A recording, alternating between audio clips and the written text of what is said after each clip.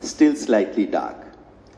Like my usual habit, I came outside early in the morning. Scanty clothes on, a cotton shirt and briefs. Our childhood was spent in such poor plight. Was feeling cold inside, so went to the corner room that we called Dosh Khana, where the servants stayed. In that half light, Chinte, Jyoti Dada's servant, was burning coal in iron hooks with a pan on it, making toast for Jyoti Da. The room was filled with the smell of melting butter on those warm toasts. And with that was Chinte's quiet humming along with the faint warmth from the burning wood and coal. At that time, I think I was about 9. I was like slippery moss, gently floating over life and family. I still didn't have any roots anywhere. It was like I was not anyone's, from morning till night. I was only in the hands of servants and didn't have any option of experiencing any loving touch. Jyotida was married. He had someone to think about him. From early morning, he had his warm toast going.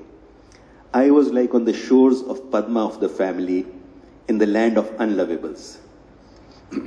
There were no flowers or fruits or any blossoms there.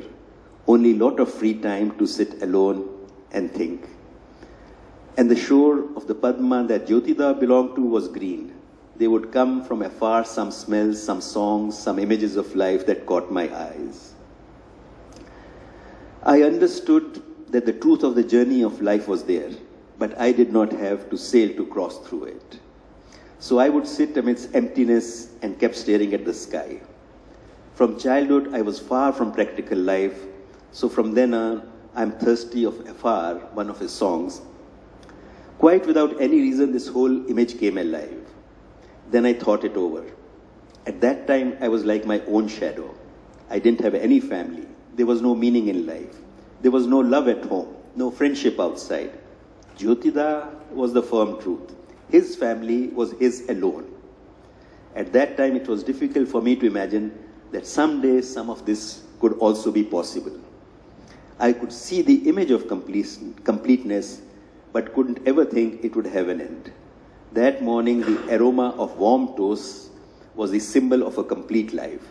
That day, there was nothing in my life to stand comparison to that.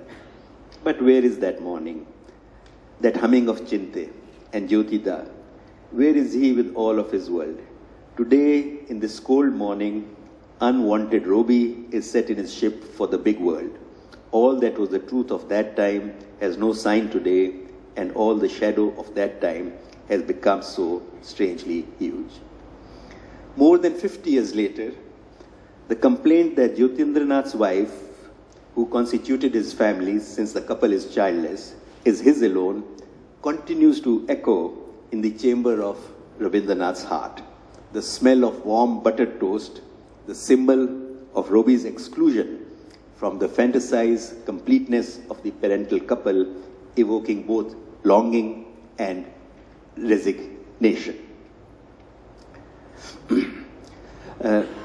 I'm skipping all the, again, as I said, to keep things with his father, the journey to England, and then when he comes back. So he was 2 years in England, 1884, and when he came back at the age of 18, so I'm coming to his, came back to Calcutta. Back in Calcutta, Roby immediately went to join Jyotindra and Kadambari at their riverside villa in Chandranagore, where the couple was staying for a while. Away from Jorasanko, that is the family house, and thus shielded from intrusions of other family members, their intimacy was undisturbed. He went swimming in the river while Kadambari washed him from the bank. The two spent hours in the woods collecting berries. Roby's memories of those days and nights, quote, languid with joy, piquant with yearning, is like a precious gem locked up in a safe in a velvet case. And I now quote from his, of those days. These riverside days of mine passed by like consecrated lotus blossoms floating in the sacred stream. Some rainy afternoons I spent in a veritable frenzy, singing old Vaishnava songs to my own tunes, accompanying myself on a harmonium.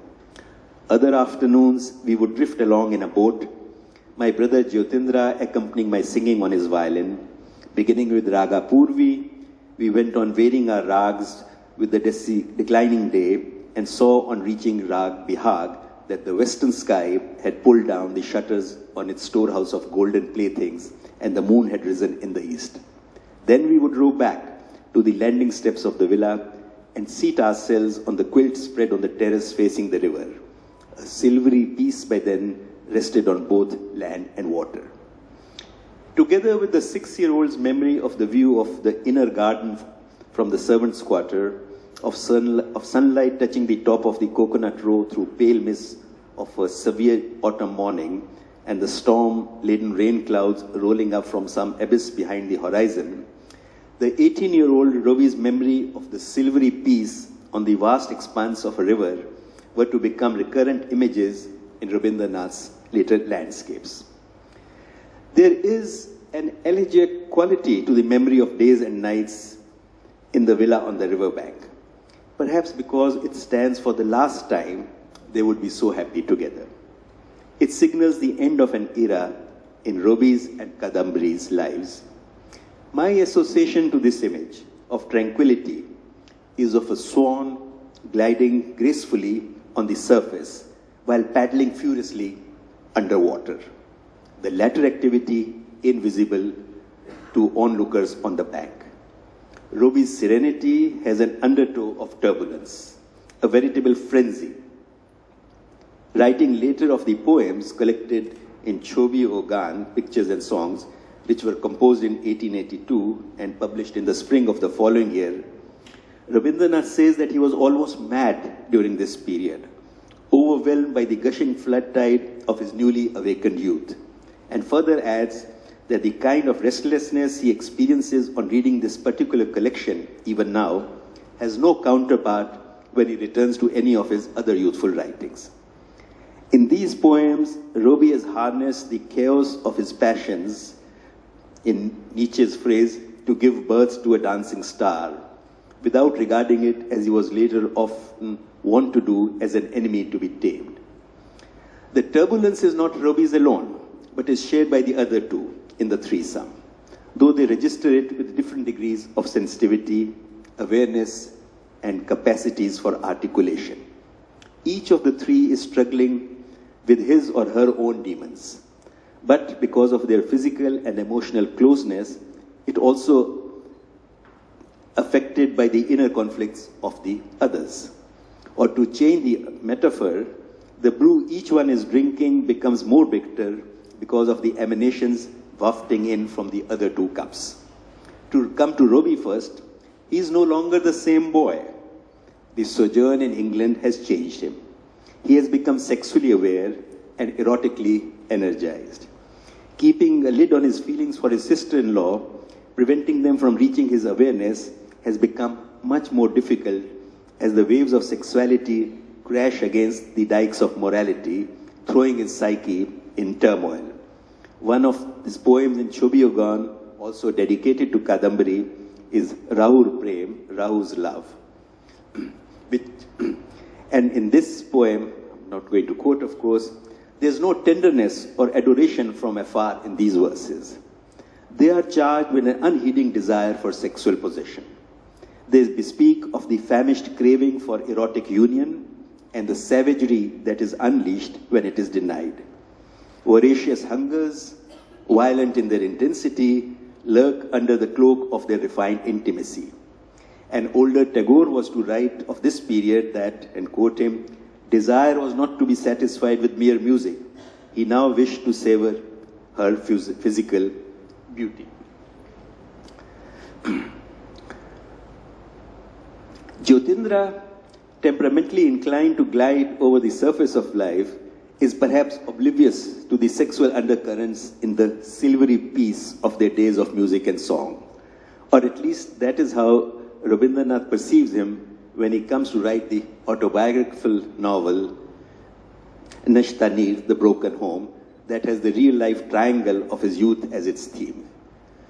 Jyotindra's worries were of a more pecuniary nature, affecting his self-esteem more than his heart. Of the three, Kadambari has drawn the worst lot. She could have perhaps borne sexual privation as long as she was sure of having Robbie all to herself as in the earlier years of their intimacy. She has been the midwife to his literary career, has quickened Robbie's mind and livened his soul, as he has hers. But now there are others in the outside world that lay claim to him, and she senses that often enough he is quite happy to opt out of their two-person universe.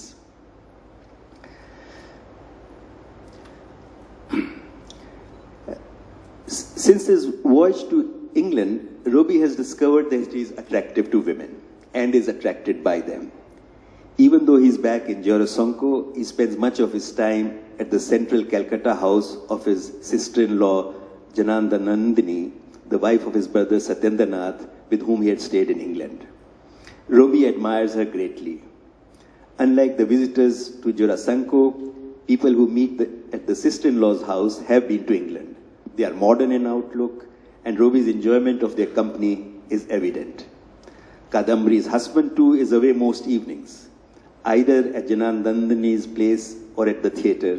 There are rumors of his dalliance with actresses. Kadambri continues to be childless, a state that is contemptuously attributed to her barrenness and regarded at best with condescension, especially by the women. In India of the time, to be barren was a stigma that was impossible to erase by any number of a woman's accomplishments. Without motherhood, Kadambri's beautiful singing voice, her talent for acting and love of literature are worthless. What a fate to befall a woman who loved children. As often happens in such situations, the link in the chain under the greatest strain and with the least possibility of giving vent is snapped. This was Kadambari. I go on further.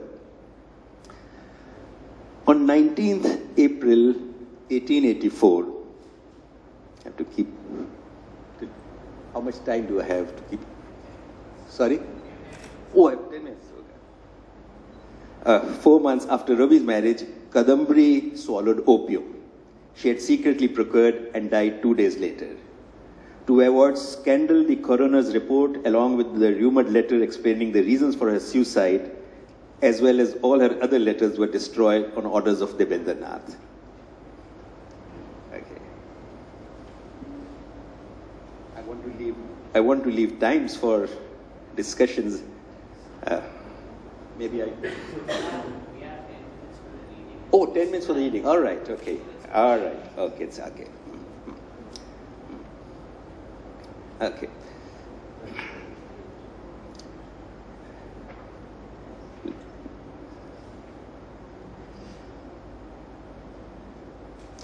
Kadambri's tragic death cast a shadow on Rabindranath's psyche that would endure through the rest of his life. The mourning of Kadambri's absence and the summoning of her presence keep recurring in Rabindranath's poems, songs, fiction, and later in old age, also in his paintings. Gradually assimilated into his psyche and irradiating large parts of his oeuvre, the work of mourning, which is not about forgetting, but about remembering, lent his creativity that certain depth which distinguishes the genius from the merely talented. We must also remember that keeping the memory of Kadambari alive in mourning was also to tap into the passion of his youthful love, with love's power to heighten his literary and artistic creativity. We know that the exaltation of passionate love deepens the lover's sensate and metaphysical responsiveness, enhances his creativity at the same time that it lends strength to a self that may have been otherwise debilitated by the creative process. In his life, though, the shadow would make the pit of depression into which he sometimes fell darker and deeper. To take one example, the severest depression of all, when he was 53 years old, lasted for almost a year. This was, of course, 4 months after he received the Nobel Prize for Literature in 1913, so this is almost 100 years, which is November where he received. When all the world was saying how great you are, he was saying to himself how terrible, how worthless I am. I won't go into all the, since we have only 10 minutes about this whole of his letters during the Depression and what I make of it. Well, let me just give it to what I make of it. My own take on Rabindranath's depressive episode is through a psychoanalytic lens. The clouds, I would say, had already begun to gather when he returned from England, where he was feted and lionized. It is noteworthy that the Depression began in May 1914, less than 6 months after he learns in November 1913 that he has been awarded the Nobel Prize for Literature. He says, I have scaled the peak and found no shelter in fame's bleak and barren height. In other words, when the outer world is testifying to Rabindranath's worth, the inner one is telling him that he is worthless. This is not unusual, given that along with fame comes an end to privacy, a horror for such a private person as Rabindranath. Fame also makes one vulnerable to envy, criticism, and attack. The sensitive person may also have intimations of a separation guilt, the preeminent form of guilt in the Indian setting, where the Indian family tends to foster the unconscious belief that a person is disloyal to his loved ones if he moves too far ahead of them, that success on such a scale will isolate the person, cut off his ties to others, as also to his own childhood identity. In a psyche debilitated by the losses of his father, wife, and 2 children in the preceding decade, Rabindranath's depression began, I would say, with highly charged memories of the dead, who Robi had loved and who had loved Robi as a child and youth, with Kadambari in their forefront, forcing a way into his consciousness. On coming across a picture of Kadambari, sometime in 1914, just before it, Depression started, Rabindranath had written a poem, Tumi ki kevoli chobi, Are You a Mere Picture? In it, he mournfully contrasts the stillness of her picture in the frame with the life that had once animated every limb of her body, with a verve that had gushed out into song and dance that resonated with the rhythm of the universe. But then, and I quote from this poem, while walking this path together, you suddenly stopped behind darkness. After that, I have trodden alone day and night, looking ahead, facing much in life. You have stopped in the middle of the road. You stand still there, hiding behind the grass, the dust, the stars, the sun, the moon. Behind all of them, you are just a picture. And yet someone who pervades every particle of Rabindranath's universe, the poet inside the poet, this again from the poem, you cannot be just a picture. In Ghare Bere, written at the same time, Nikhil's nostalgic recollections of childhood scenes with his sister-in-law are clearly Rabindranath's own memories of Kadambari. I think I can close now, except, okay. Rabindranath's cure for his depression was an old one, from his childhood, solitude, preferably in the silvery peace of his beloved Padma. And I quote from his letter, Directly I came to myself and I am healed. The cure for all the illness of life is stored at the inner depth of life itself, the access to which becomes possible when we are alone. This solitude